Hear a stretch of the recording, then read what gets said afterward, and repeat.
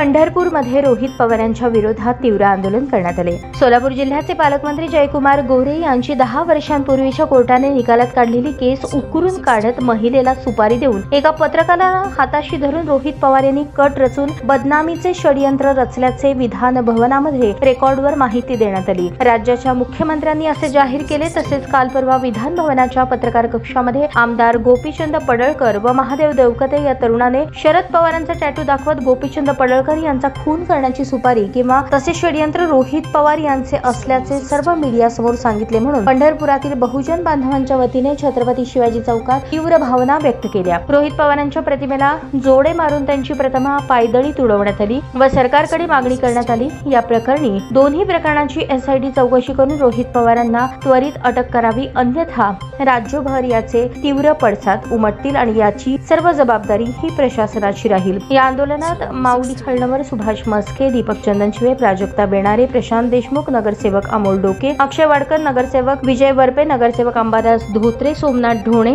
संजय लवटे, महेश एडगे, प्रकाश रुपनवर, सुरेश पडवळकर, शिवाजी पडवळकर, संभाजी पडवळकर, माऊली खरात, लिंगदेव हाके, महादेव गाढवे, शैलेश आगवणे यांच्यासह बहुजन बांधव उपस्थित होते।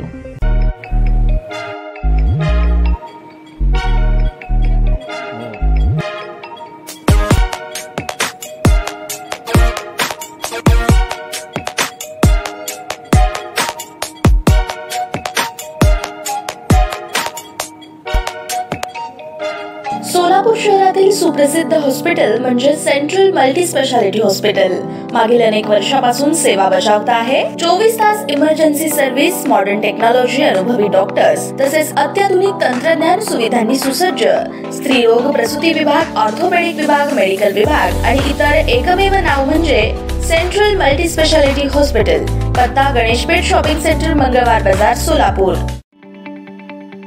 ताज्या बातम्या पाहण्यासाठी प्राईम महाराष्ट्र न्यूज चॅनलला सबस्क्राइब करा।